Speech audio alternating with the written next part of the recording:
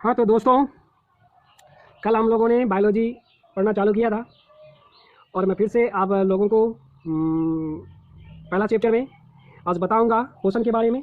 उससे पहले हम लोग एक बार रिवीजन कर लें। मैंने कल चालू किया था जैव प्रक्रम से। जैव प्रक्रम में पहला आता है, इसका अगर आप इंग्लिश देखें तो लाइफ प्रोसेस है ना। लाइफ प्रोसेस है ना। प्रोसेस में क्या था? प्रक्रिया। लाइफ में क्या था? जीवन। तो नाम से ही स्पष्ट है कि जीवन चलाने की प्रक्रिया, जीवन चलाने की प्रक्रिया जैव प्रक्रम कहलाएगी, है ना। तो जैव प्रक्रम की परिभाषा अगर देखें तो, है ना, जीवों में या जीवधारियों में पाए जाने वाले वे सभी प्रक्रियाएं जिससे जीवों का जीवन की रक्षा होती है, उसे जैव प्रक्रम कहेंगे। कोई कंफ्यूजन नहीं है कि जिससे जीव अपने जीवन की रक्षा करता है उसे जैव प्रक्रम कहेंगे। ओके, अब आते हैं हम लोग जैव प्रक्रम में क्या क्या आता है।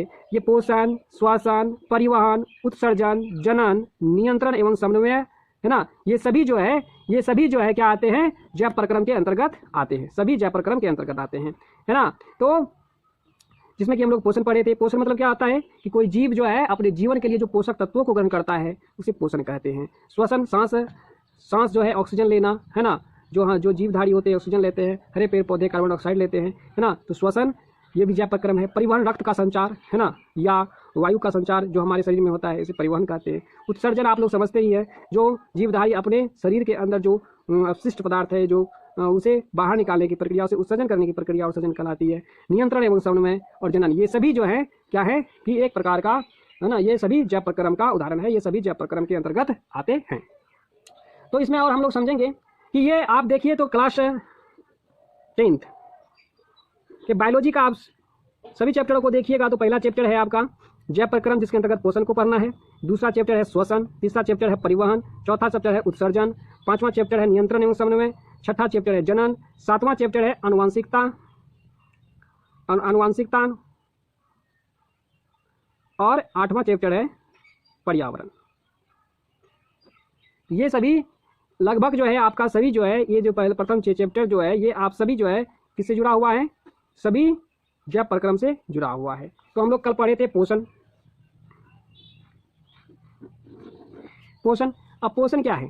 तो जीवधारी जो है अपने जीवन के लिए, है ना, पोषण जैव प्रक्रम का अगर इसकी परिभाषा हम लोग देना चाहेंगे तो कैसे देंगे कि जीव शरीर या जीवधारी या कोई भी जीव, है ना, अपने पोषण के लिए, है ना, जो पोषक तत्वों को ग्रहण करता है उसे पोषण कहते हैं। या आप लोग सोचते हैं कि पोषण वह जैव प्रक्रम है जिसके द्वारा कोई जीव पोषक तत्वों को ग्रहण करता है ना, और अपने जीवन का अनुरक्षण करता है ना, इसे पोषण कहते हैं।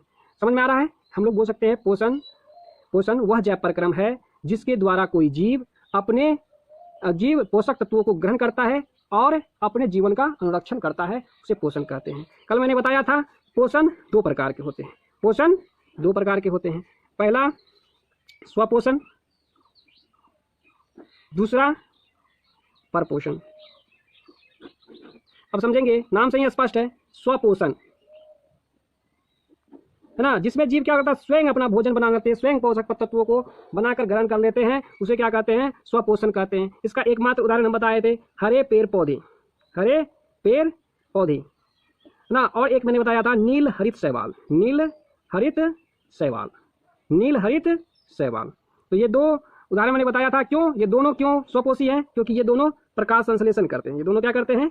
प्रकाश संश्लेषण करते हैं। और प्रकाश संश्लेषण की प्रक्रिया जिन सब जीवों में होगी वे सभी जीव क्या होंगे? स्वपोषी होंगे। वे सभी जीव क्या होंगे? स्वपोषी होंगे। जो स्वपोषण कहलाते हैं, जो स्वपोषण करते हैं उसे स्वपोषी कहते हैं, है ना। जो परपोषण करते हैं उसे परपोषी कहें। तो जो जीव प्रकाश संश्लेषण की अभिक्रिया करते हैं, है ना, वह स्वपोषी होंगे। वह भोजन स्वयं बना लेते हैं। एक प्रकाश संश्लेषण की प्रक्रिया के द्वारा ही भोजन स्वयं बना लेते हैं पेड़ पौधे। तो इसका उदाहरण है दो, एक हरे पेड़ पौधे और एक नील हरित शैवाल। ध्यान रखिएगा। अब जो है कि एक मात्र हरे पेड़ पौधे और नील शैवाल को छोड़कर बाकी जो सभी जीव हैं, सभी जीव क्या होते हैं? इसी पेड़ पौधे के द्वारा बनाए हुए भोजन पर निर्भर रहते हैं, ये डिपेंडेंट रहते हैं इस पे। इसलिए इसे इस प्रकार के पोषण को परपोषण कहते हैं। इस प्रकार के पोषण को परपोषण कहते हैं। ठीक, परपोषण कहते हैं। परपोषण को अगर देखें तो तीन प्रकार के परपोषण कितने प्रकार के? तीन प्रकार के हैं, है ना। तीन प्रकार के परपोषण होते हैं। एक मृत जीवी पोषण,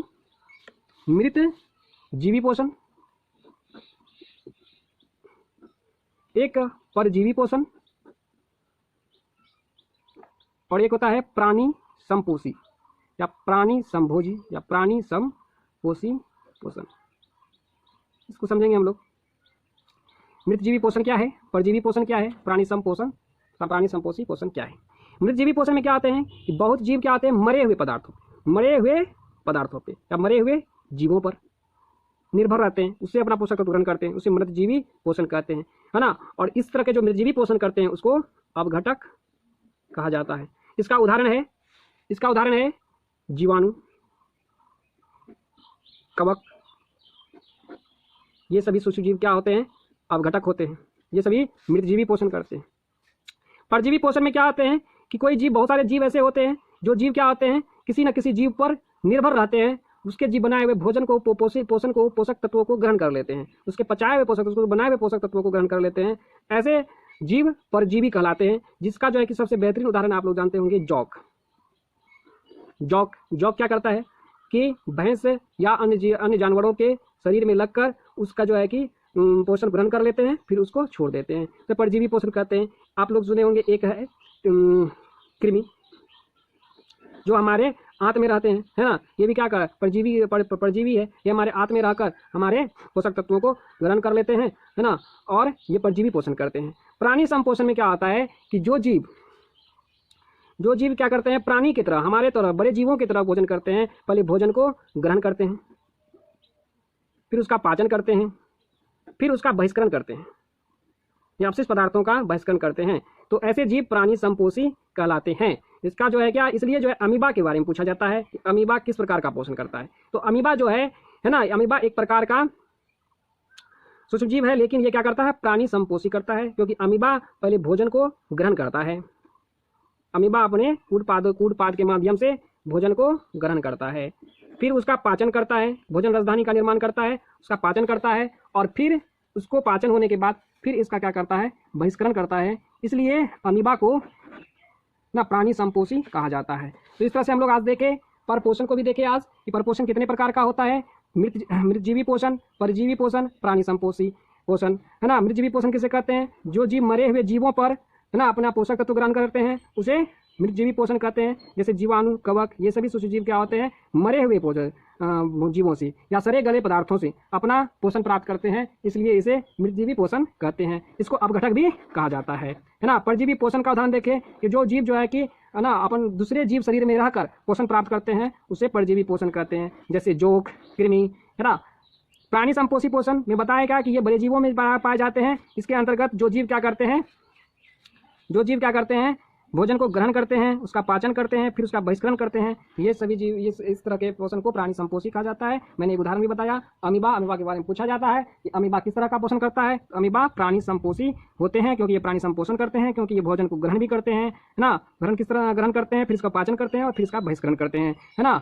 तो आज के लिए इतना ही। धन्यवाद। हमारे चैनल को सब्सक्राइब कर लें, आपको निरंतर वीडियो मिलता रहेगा।